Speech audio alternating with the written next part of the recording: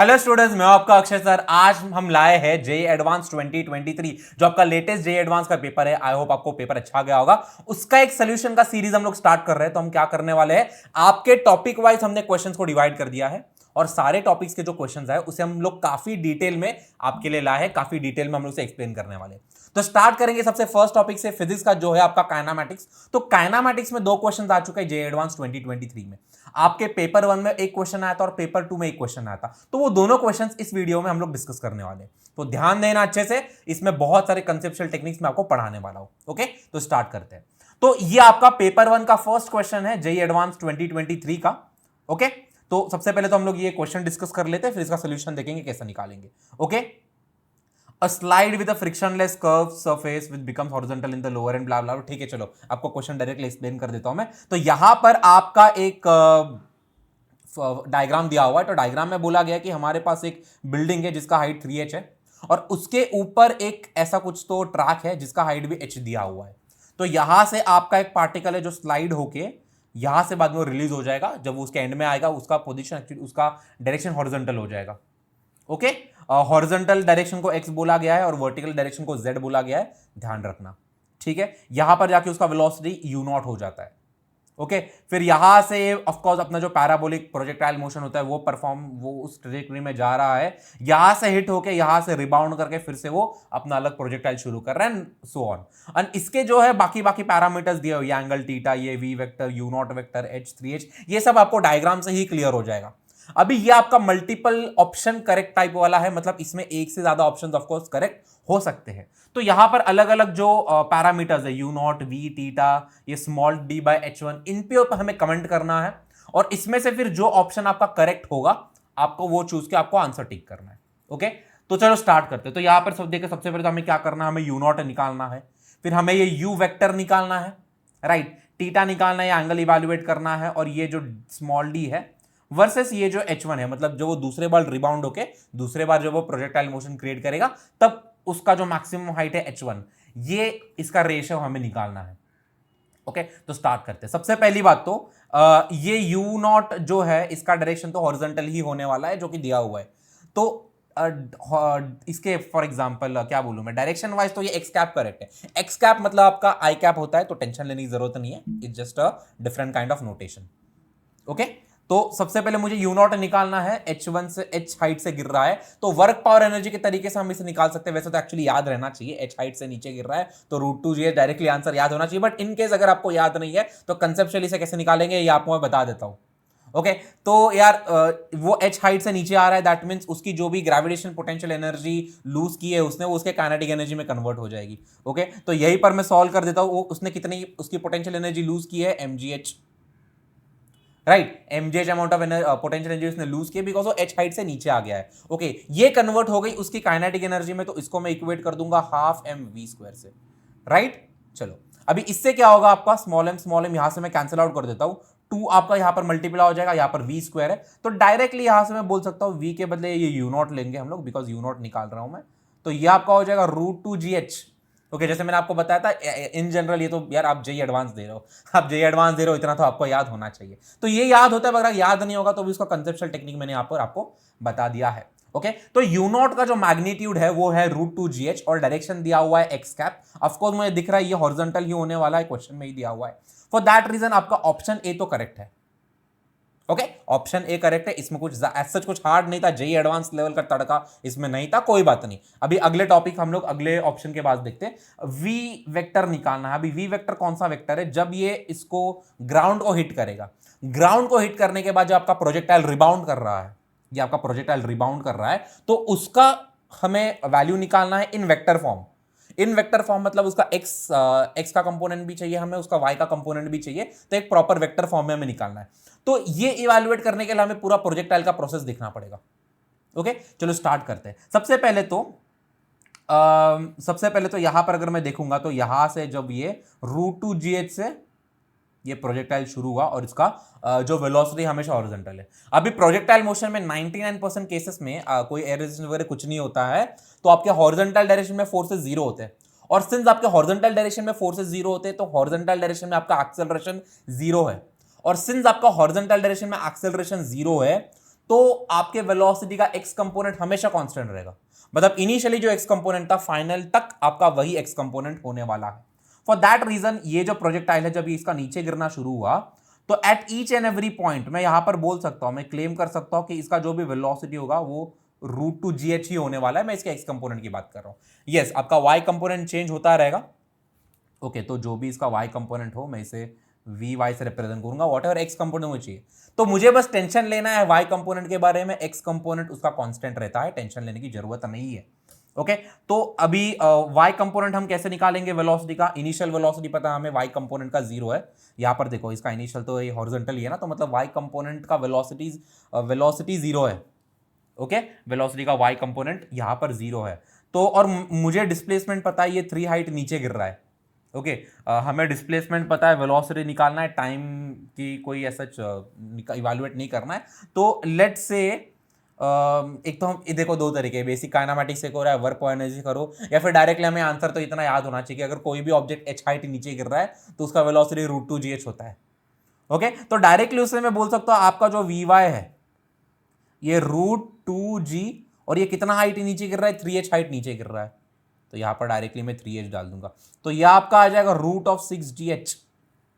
Okay, ये आपका आ जाएगा √6gh। तो यहां पर अगर मैं इसका वेलोसिटी लिखने जाऊं विथ इन वेक्टर फॉर्म तो ये आपका इसका x कंपोनेंट √2gh ही होने वाला है, और इसका जो y कंपोनेंट है, इसका y कंपोनेंट √6gh होने वाला है। ओके, अभी ध्यान रखने वाली बात यह है कि यहां पर इसका जो वेलोसिटी वेक्टर होगा it will be somewhat like this.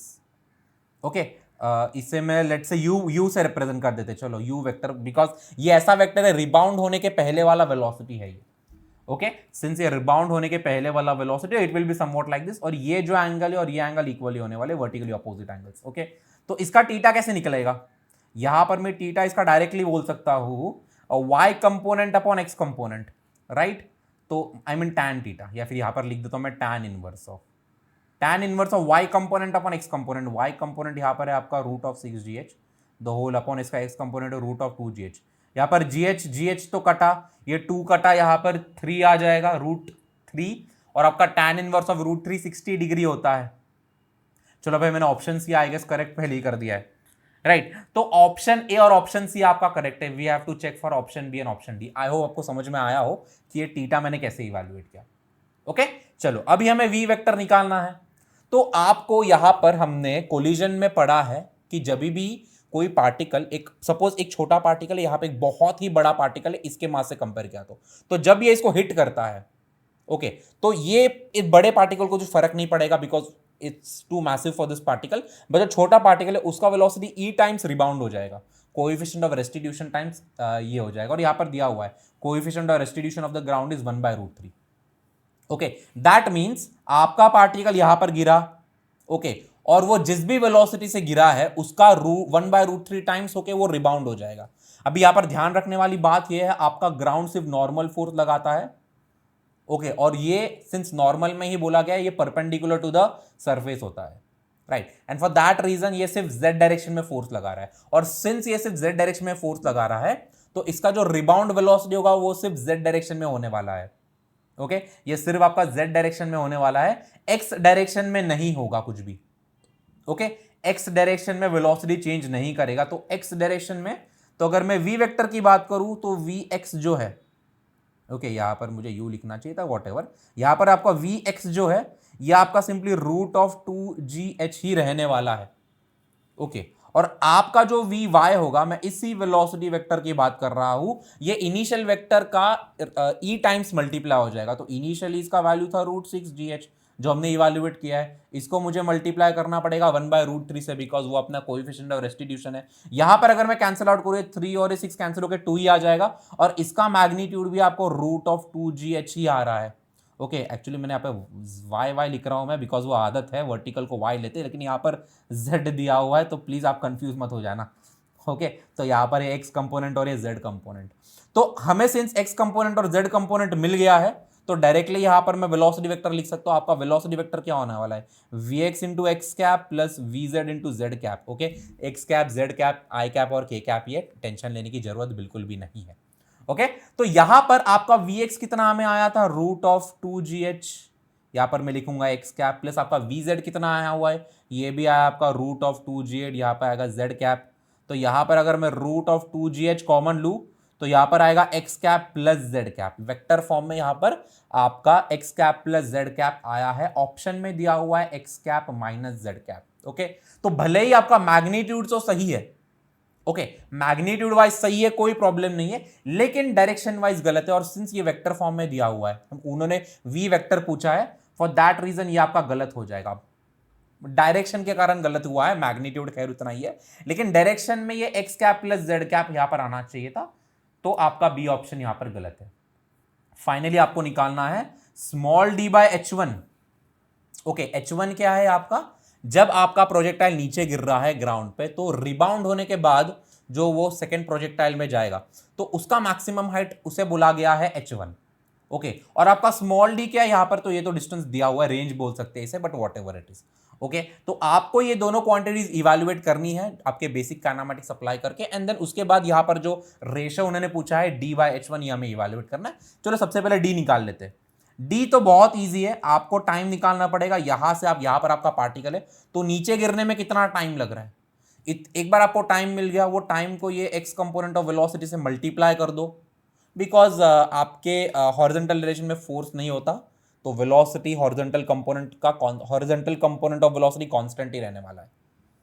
Okay, तो टाइम के लिए डायरेक्ट फॉर्मूला है आपका रूट ऑफ 2h/g। ओके, अगर आपको फॉर्मूला नहीं आता, बेसिक काइनेमेटिक्स से आप इवैल्यूएट कर सकते हो। ओके, तो रूट ऑफ 2 इंटू एच के बदले 3h डालूंगा मैं, बिकॉज हाइट 3h दिया हुआ है, बाई g, राइट। तो यहां पर हो जाएगा रूट ऑफ 6h/g। ओके, ये आपका टाइम है, तो आपका प्रोजेक्टाइल जब वो बिल्डिंग से नीचे गिरा तो इतना टाइम उसे लगा नीचे गिरने में, राइट। तो आपका d मतलब आपका डिस्प्लेसमेंट ये, okay, s is equal to D is equal to, देखो ut plus half A T square लगाऊंगा, एक तो जीरो है एक्स कंपोनेंट का, तो वो चला गया, तो सिर्फ आपको ut बचा है। ओके, आपका simply distance velocity into time आपका आ जाएगा, एक्स कंपोनेंट ऑफ इसका रूट 2gh है, यहाँ पर जैसे मैंने बताया था इसका एक्स कंपोनेंट रूट 2gh है, उसको मल्टीप्लाई करूंगा मैं टाइम से जो हमें ऑलरेडी यहाँ पर आ चुका है, तो रूट ऑफ 6h/g, यहाँ पर क्या होगा आपका g और g कट जाएगा, राइट, ये root h into root h आपका h ही आ जाएगा, अच्छी बात है, डायमेंशनली करेक्ट है, और आपका 2 इंटू 6 यहाँ पे आपका 12 हो जाएगा, तो रूट 12 टाइम्स h ये आपका d का वैल्यू है। ओके, बहुत ही बेसिक काइनेमेटिक्स से मैंने इसे इवैल्यूएट किया है। अभी आपको h1 निकालना है। h1 तो खैर आपका मैक्सिमम हाइट है, मैक्सिमम हाइट का डायरेक्ट फॉर्मूला में याद होता है, क्या होता है मैक्सिमम हाइट का फॉर्मूला, यहां पर मैं लिख देता हूं आपके रेफरेंस के लिए, ये होता है u square sine square theta by 2g। Okay, तो यहां पर अभी देखो ये u क्या एक्चुअली मैग्नीट्यूड है v का मैग्नीट्यूड क्या होने वाला है, यहां पर जो हमने v निकाला, तो यहां पर मैं v का मैग्नीट्यूड लिख देता हूं, इसका तो रूट 2gh है, और ये अंदर वाला जो वेक्टर है उसका मैग्नीट्यूड रूट 2 होगा, राइट। ये यूनिट वेक्टर है, इसका मैग्नीट्यूड 1, इसका magnitude 1, square root of 1 square plus 1 square आपका 2 हो गया, तो रूट 2 इसको मल्टीप्लाई कर दिया तो रूट 2 इंटू रूट 2 हो जाएगा, 2 times root of gh, right. ये हमें यूज करना है वो मैग्नीट्यूड में, तो 2 टाइम्स रूट ऑफ gh, तो यहाँ पे 2 टाइम्स रूट ऑफ gh का square 4 times gh into theta कितना होगा, टीटा ये अलग है, ये वाला एंगल होगा, ठीक है, ये कितना होगा यार, इसका x कंपोनेंट और y कंपोनेंट तो सेम ही है, तो ऑफकोर्स ये एंगल आपका 45 डिग्री होगा, एंड साइन 45 आपका 1/√2 होता है, स्क्वायर कर दूंगा 1/2, okay, the whole divided by 2g, right. तो ध्यान रखने वाली बात ये है, यहाँ पर ये g और ये g कट गया, ये 2 नीचे आ जाएगा, ये 2 ये दोनों काट के 4 को काट देंगे, इन जनरल आपको आंसर h ही आ रहा है। ओके, ये क्या है आपका h1 एक्चुअली में, आई होप आपको दिख रहा था, आपको समझ में आया। ओके, तो h1 आपको h ही आ रहा है, h1 हमें h ही आया, d हमें आया root of 12 times h। Okay, तो यहां से आपका d बाय h1 कितना होगा, आपका d बाय h1 होगा root 12 by h h cancel out, ये आपका आ रहा है रूट 12 4 इंटू 3 बोलूंगा, ऐसे 4 बाहर निकालूंगा, 2√3 आ जाएगा। ओके, तो आपका d बाय h1 यहां पर आया 2√3, d बाय h1 आपका आया 2√3, तो यस आपका ऑप्शन डी यहां पर करेक्ट आंसर है। ओके, तो यहां पर ए सी और डी ये तीन ऑप्शंस आपके करेक्ट आंसर है, आपका बी करेक्ट नहीं है। ओके तो आप देखो जेई एडवांस के क्वेश्चंस ऐसे ही होते हैं साइकोलॉजिकली, अगर आप देखोगे ना तो इसमें कोई भी मेजॉरिटी ऑफ द क्वेश्चंस में कोई भी ऐसा बहुत हाई लेवल का फॉर्मूला या कोई कॉन्सेप्ट ये नहीं लगाएगा, यहाँ पर लॉजिक लगता है। और यहां पर मैंने कोई भी एज सच कुछ स्पेशल टाइप का फॉर्मूला कुछ भी अप्लाई नहीं किया है, मैंने आपके जो भी कंसेप्चुअल है, आपके जो फंडामेंटल्स है वही अप्लाई करके आपको ये ऑप्शन सारे निकाल के दिखाया है। ठीक है, आई होप आपको ये सोल्यूशन समझ में आया हो। तुरंत अगले एक क्वेश्चन पे चले जाते हैं। ये आपका नेक्स्ट क्वेश्चन है काइनामेटिक्स का, जेईई एडवांस 2023 में। ओके ये आपका पेपर 2 का क्वेश्चन नंबर 3 है, ये भी आपका काइनामेटिक्स का क्वेश्चन है। एक बार सोच लेते हैं अच्छे से क्या करेंगे। तो a particle of mass small m is moving in xy plane such that its velocity at a point x, y is given by this। अभी आपका डिस्प्लेसमेंट या फिर पोजीशन डिपेंडेंट वेलोसिटी है। Okay where alpha is a non zero constant, very good। what is the force F acting on the particle? Force पूछा है, हमें पता है मास कांस्टेंट है तो फोर्स आपका होता है मास टाइम्स एक्सेलरेशन, राइट। तो उसका टेंशन नहीं लेना है मास का, बस इन द एंड हमें एक्सेलरेशन इवैल्यूएट करना है। ओके तो वेलोसिटी दिया हुआ है, हमें एक्सेलरेशन निकालना है। और वेलोसिटी जो है, वेलोसिटी आपका पोजीशन के टर्म्स में दिया हुआ है। तो बहुत बच्चे बोलेंगे कि सर वो v dv/dx वाला फॉर्मूला अप्लाई कर देंगे। ओके लेकिन यहां पर प्रॉब्लम क्या है ना, यहां पर वो v dv/dx v dv/dy थोड़ा कंफ्यूजिंग हो जाएगा। आपको एक तरीका बता देता हूं मैं, यहां पर सिंपली आपका आंसर यहां पर आ जाएगा। एक्सेलरेशन होता है आपका dv/dt, राइट। आपका एक्सेलरेशन होता है dv/dt, तो यहां पर मैं d/dt करके वेलोसिटी की वैल्यू सब्सटीट्यूट कर दूंगा, तो ये alpha y times x cap है। एक्स कैप मतलब आपका आई कैप ही होता है, अगेन टेंशन लेने की जरूरत नहीं है। ओके प्लस ये अल्फा आपका यहां पर मल्टीप्लाई हो जाएगा तो 2x alpha times y cap. Okay तो हमने यहां पर बस एक्सेलरेशन आपका dv/dt होता है, वेलोसिटी का जो भी आपका एक्सप्रेशन दिया था वो मैंने यहां पर सब्सटीट्यूट कर दिया है। ओके चलो अभी इसके बाद हम क्या करेंगे, आपका एक्सेलरेशन कितना हो जाएगा, इसके कंपोनेंट में तोड़ दो यार। आपका एक्स कैप और वाई कैप ये कांस्टेंट होते हैं, तो इसे भी एज अ कांस्टेंट ही ट्रीट करना है। ओके तो यहां पर क्या आ जाएगा, यहां पर हम लोग एक बार देख लेते कैसे आ जाएगा। आपका ये हो जाएगा एक्स कैप में ले लेता हूं बाहर, अल्फा में ले लेता हूं बाहर, ये आपका हो जाएगा dy/dt, करेक्ट। यहां पर से आपका y एक वेरिएबल है तो कांस्टेंट्स को मैंने बाहर ले लिया, ये आपका dy/dt प्लस यहां पर 2 अल्फा y कैप में बाहर ले सकता हूं, यहां पर बचेगा dx/dt, राइट। अभी आप बोलोगे सर ये कैसे इवैल्यूएट करेंगे, dy/dt कुछ भी y t के टर्म्स में नहीं दिया हुआ है। इन जनरल हम कब यू अप्लाई करते हैं ये फॉर्मूला, जब टाइम के टर्म्स में आपका वेलोसिटी या जो भी ये दिया हो। ओके बट यहां पर टाइम के टर्म्स में तो कुछ दिया नहीं है, ना एक्स दिया है ना वाई दिया है, तो कैसे इवैल्यूएट करेंगे। तो यहां पर थोड़ा सा इंजीनियस दिमाग हमें लगाना है। क्या इंजीनियस दिमाग लगाना है यहाँ पे, आपका dy/dt क्या होने वाला है, ये आपका वेलोसिटी का y कंपोनेंट होने वाला है, राइट। और आपका dx/dt क्या होने वाला है, ये आपका वेलोसिटी का x कंपोनेंट होने वाला है। अगर आप ध्यान से देखोगे क्वेश्चन में आपको वेलोसिटी का y कंपोनेंट और वेलोसिटी का x कंपोनेंट ऑलरेडी दिया हुआ है। आपको जो वेलोसिटी दी हुई थी वो प्रॉपर्ली वेक्टर फॉर्म में दी हुई थी, तो आपका वो उसके x कंपोनेंट और y कंपोनेंट इसमें सब्स्टिट्यूट करना है। ओके तो आपको कोई भी डिफरेंशिएशन इसमें करने की जरूरत नहीं है, डायरेक्टली लो सब्स्टिट्यूट करो, आपको आपका आंसर मिल जाएगा। देखते चलो क्या आएगा इसका answer, x cap alpha dy/dt आपका वेलोसिटी का y कंपोनेंट है, आपका वेलोसिटी का y कंपोनेंट ये रहा, इसको बस आपको अल्फा से मल्टीप्लाई करना भूलना मत। तो ये 2x अल्फा हो जाएगा, यहां पर मैं लिखूंगा 2x alpha plus 2 alpha y cap times आपका dx/dt is nothing but velocity का x कंपोनेंट, आपका वेलोसिटी का x कंपोनेंट ये होगा, अगेन अल्फा से मल्टीप्लाई नहीं करना है, तो अल्फा y यहां पर आएगा, आपका अल्फा y मल्टीप्लाई हो जाएगा, राइट। तो यहां से आपका एक्सेलरेशन कितना आ रहा है, मैं लिख सकता हूं 2 alpha square x x cap, right.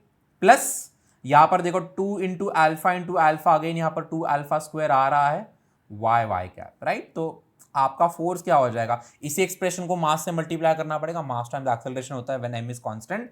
तो यहां पर मैं 2 अल्फा स्क्वायर कॉमन लूंगा, मास से तो हम मल्टीप्लाई कर ही रहे, आपके ब्रैकेट के अंदर आ रहा है x X cap plus y cap, right. ये आपका फोर्स का एक्सप्रेशन आया। अगर आप कौन सा ऑप्शन देखोगे 2m alpha square X X cap y cap, तो आपका ऑप्शन ए यहां पर करेक्ट, ऑप्शन ए ही है ना भाई, या तो 2m alpha square X X cap plus Y Y cap. Okay, तो ये भी क्वेश्चन एज सच मैथमेटिकल कुछ ज्यादा हार्ड नहीं था, बस थोड़ा कंसेप्चुअली आपको सोचना था, थोड़ा सा आउट ऑफ द बॉक्स आपको सोचना था। और इन जनरल ऐसे क्वेश्चंस तो अगर आपने मेरे लेक्चर्स अटेंड किए होंगे तो ऐसे क्वेश्चन तो हम लोग ऑलरेडी करते हैं। ओके, तो आई होप आपको इसका सोल्यूशन भी समझ में आया हो। तो this was all about your kinematics, जो आपके जेईई एडवांस 2023 में पूछा गया था। जैसे मैंने आपको बताया 2 क्वेश्चंस पूछे गए थे और उन दोनों क्वेश्चंस का मैंने सोल्यूशन आपको यहां पर बता दिया है। आई होप आपको दोनों क्वेश्चन का सोल्यूशन समझ में आया हो।